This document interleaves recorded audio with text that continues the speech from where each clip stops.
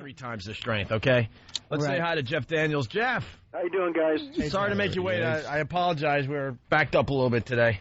No, I was just listening to all the cocaine talk. Brought back the 80s. Yeah. Well, back in the good old days. There's a new energy drink out there called cocaine, and everyone's up in arms because, it's an energy drink, and they think the kids are going to get the wrong impression, blah, blah, blah. Yeah, so next it'll be, crystal meth tea and, Right. Yeah, exactly. Hey, are you a Tigers fan? Huge Tiger fan, yeah. So what do you think? Obviously you were excited Saturday, huh? Well, I was there Saturday, and it's 19 years. I mean, I know the Yankees. They were going for their 27th World Series and this and that, but a friend of mine said it, and it's true. When the Yankees win, there's relief, and when the Tigers won after 19 years of just being horrible, there was such joy in Detroit, and it was just a great place to be on Saturday. You mean relief because they're kind of expected to win, the Yankees? Well, yeah, and certainly the way the Tigers ended the season, there was no reason to think that the Yankees wouldn't just sweep them. But the kids kind of started believing in themselves in game 2, and basically we had the pitching. Where are you from? Oh, Michigan, okay. Yeah, Michigan, right near Detroit. Yeah. Okay. But it's weird. Everyone's looking at this like it was a huge upset victory. The Tigers were one of the best teams in baseball this season. Well, we were. As far as number of victories, but through the season we didn't play well against the Yankees or the Red Sox or the White Sox. So against the really good teams, we had trouble. So, but we showed up when it counted. Can I tell you how much I loved you in terms of endearment when you changed cities just to keep banging the girl behind Deborah Winger's back?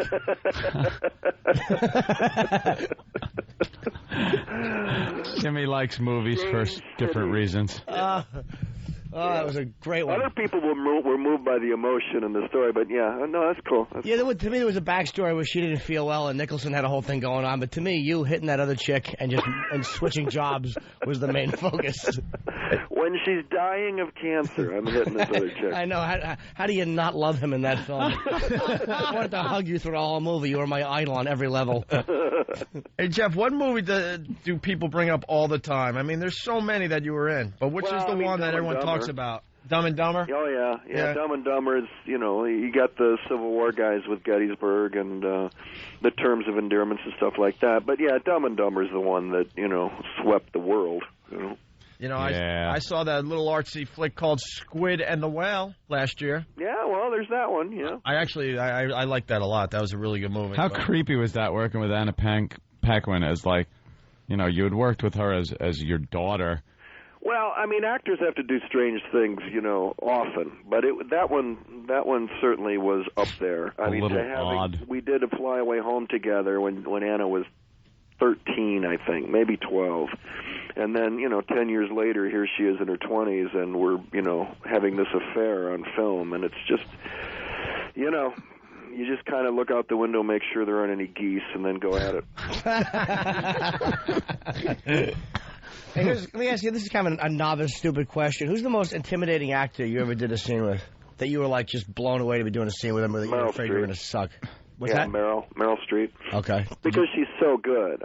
She's just everything you ever learned you need to bring because you're going to need it. And she couldn't, she's very nice. She's easy to talk to and all of that. But between action and cut, it's like getting in there against Ali, in his prime. She's just really good. She'll make you better if you let her. He rope-a-doped her. She was doing the scene. He acted like he wasn't doing well. And then she pulled up and he hit her. She can confuse you easily because she's so good. What did you do with Meryl Streep?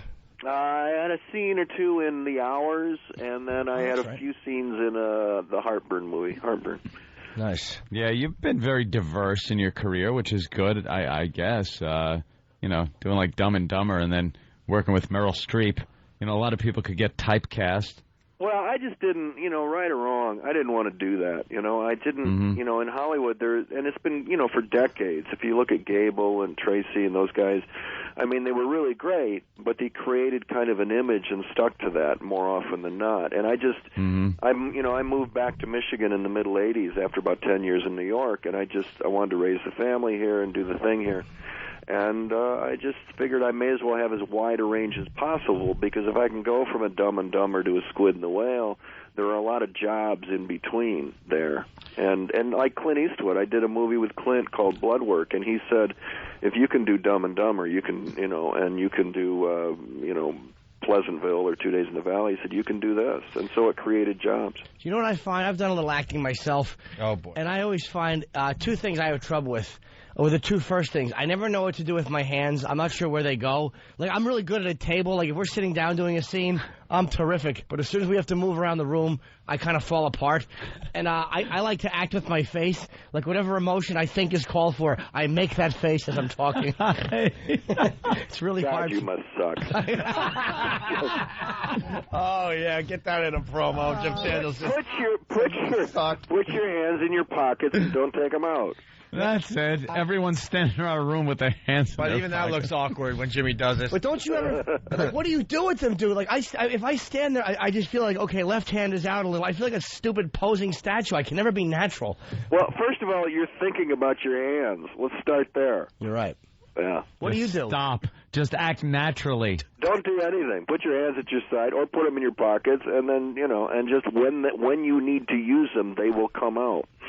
Yeah, he's right. He's always like moving them like they should be moved instead of just leaving them. Or if they're by his side, he looks like a robot. Yeah, like I make sweeping motions, like all the way to the right, all the way to the left while I'm talking. It's awful, like I'm making proclamations. Perhaps it's time to reconsider the career choice. Well, acting I just kind of do. I mean, you know what I mean? A lot of people think, I kind of think I'm a natural. Jim Norton is a big-time comedian, Jeff Daniels. That's funny because you must suck. Jesus, he's right. Yeah. Completely. Jeff is calling because he's got a new CD out live and unplugged to benefit the Purple Rose Theater. Is this your first CD, Jeff? Yeah, it is. And we didn't know you did this. Well, nobody does. It's kind of the last thing the world needs is another actor, singer, songwriter, trust me. But I have a theater company, Purple Rose, and about 5 years ago they pushed me on stage to raise some money, and it worked. And over the 5 years, every Christmas week, New Year's week, I'd do these 5 or 10 shows, and we recorded them, and I'd start to write specifically for the show, and a lot of the stuff is funny and aimed right at being performed live. And so we put the CD out hoping to raise some more money for the nonprofit theater, and it got picked up nationally, and I don't suck. So I saw that. Some people do know because I saw. Oh my God, yes. I saw a TV little special on you, and it had you there in Michigan and in Chelsea, and it showed your theater and you in Chelsea, kind of just like hanging out. It was the oddest thing. It's like here's a guy who's been in a bunch of movies, and he's just hanging out, playing with his family in his house. You're so not Hollywood. Oh, Michigan. Oh. Well, I just never bought it.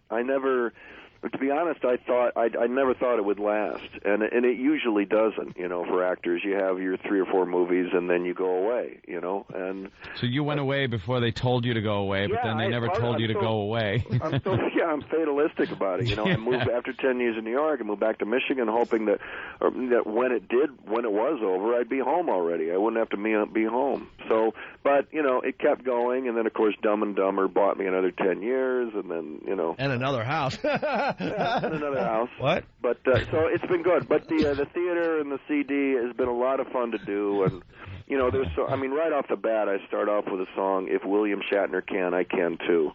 So it sort of sets the tone. Bob Dylan, that's for sure. Well, there's another song on here called "The Lifelong Tiger Fan Blues." You're gonna have to update that one. Well, I did. I rewrote it in August, and we actually made a little music video of it here in Detroit with the local Tigers, broadcast station, and they've been playing it on the pregame, and now it's more of a celebration of all things Tigers. All you bastards doing that. I swear to God, you all jinxed the Yankees by doing that. Like Stephen King decided he was going to write a whole book about the misery of being a Red Sox fan.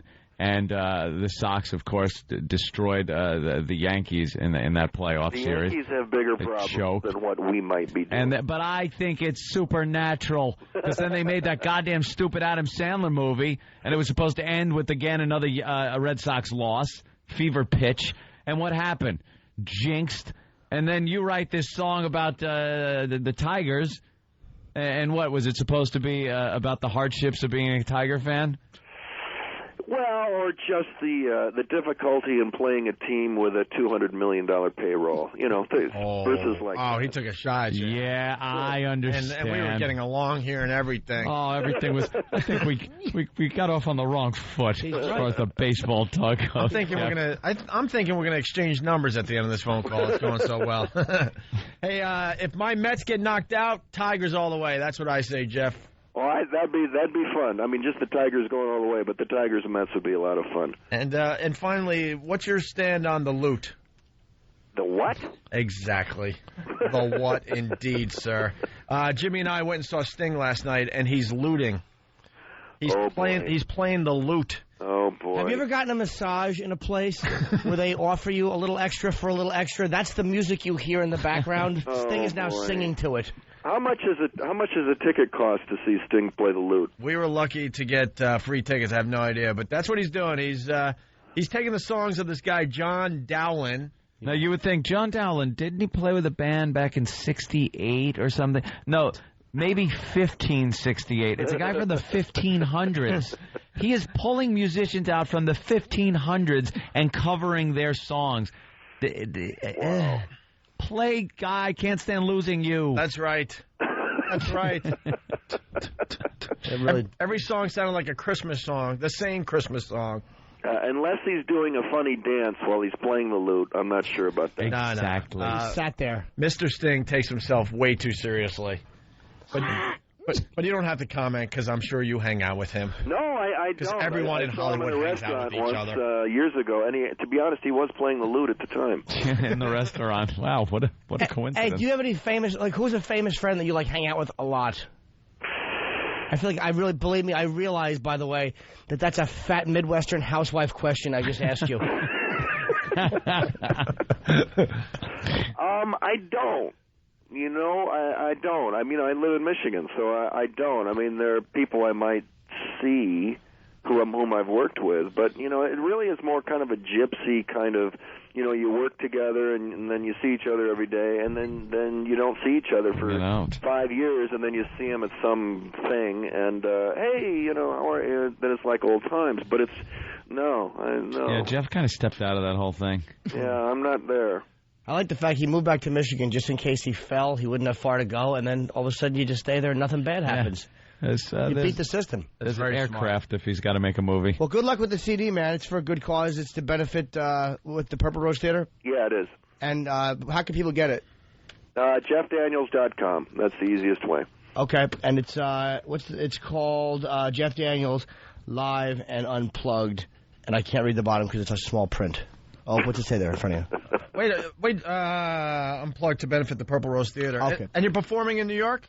Yeah, I'm going to play Birdland in November. Going to play in Philly in a couple of weeks, and World Cafe, and then out in Portland, Oregon, I think. All right, and you have a website for all the dates, or? Yeah, JeffDaniels.com. They can find everything there. Hey, Jeff, next time you're in New York, we'd love for you to stop by, and we'll talk movies. Oh, that'd be fun. I'd enjoy that. Maybe we'll go get a burger. I want to do a scene with you. Start a friendship. Me and Jeff will do a scene. We could act.